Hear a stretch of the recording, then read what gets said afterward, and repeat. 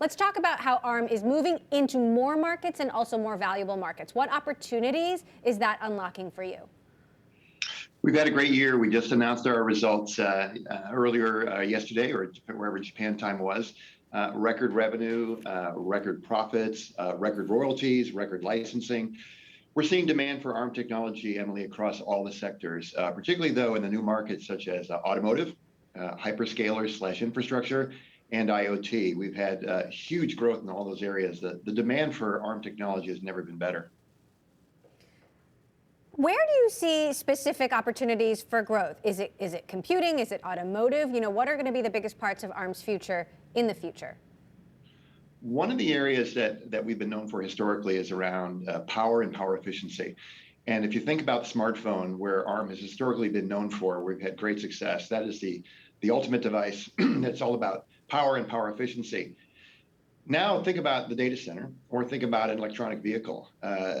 Both of those have the same type of requirements. They need to be very power efficient, they need to be very mindful of performance, and they have to be able to scale. Those are two areas where we've seen huge growth in the last year. And to your point, it's an area that we think is going to be a huge growth area for ARM going forward. Still, investors are bailing out of chip stocks. You look at the semiconductor index down further than most of the major indices so far this year. What aren't investors getting? Demand is high, but still concerns about supply. I can't really comment on the valuations and what's going on in the stock market. If I knew more about that, I wouldn't be in this chair. But the supply issues, I do think, are going to stay with us for a while. Everything involved with semiconductors is complex. Building new fabs is complex. Advanced technology is complex. You have more and more complex packages, which mean you have substrates, you have different packaging techniques.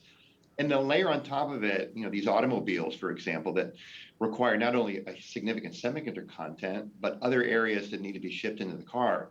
The supply chains have been stretched in a way that we've not seen before with the pandemic. And I think that's going to make the world really complex, at least for the next year or so, as far as I can see. And when are we going to see the end of these shortages? Like, how long does this go on for? If I had a crystal ball, again, I would probably be in a different industry, but I think it's going to be with us for a while, Emily, because again, when you think about the investments required for semiconductors to build a 5 nanometer or a 3 nanometer fab, there's a huge lead time associated with that. The chips take longer and longer to build, they're longer and longer to manufacture, which means predictability gets harder. And then increasingly in some of these products, you have more and more content. And it's not just one chip that's not available.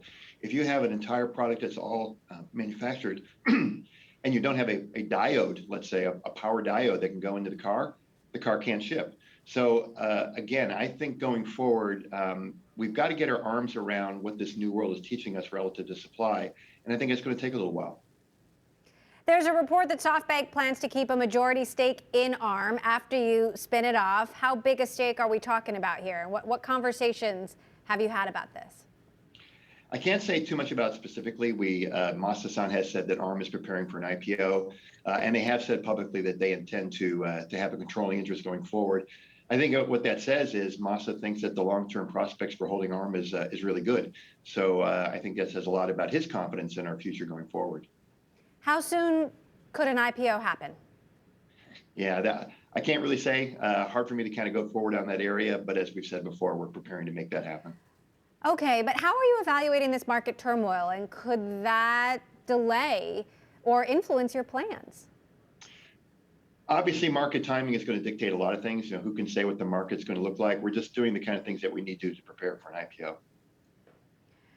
Now, let's talk about another part of the ARM business, and that is ARM China. You and I have talked about some of the turmoil you've seen in that particular part of the business. Are you fully in control of the joint venture right now? How is it doing financially, and what can you tell us about its future? We are. Gosh, it just seems like 90 days ago you and I were talking about that. I'm happy to say that chapter is now behind us. We have resolved the issue. We have a new management structure in place. We worked with the board of directors, local stakeholders, Chinese government.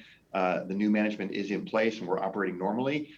We've been able to complete customer contracts, sign licenses. So we do have operational control back under a new leadership team, and we are now moving forward.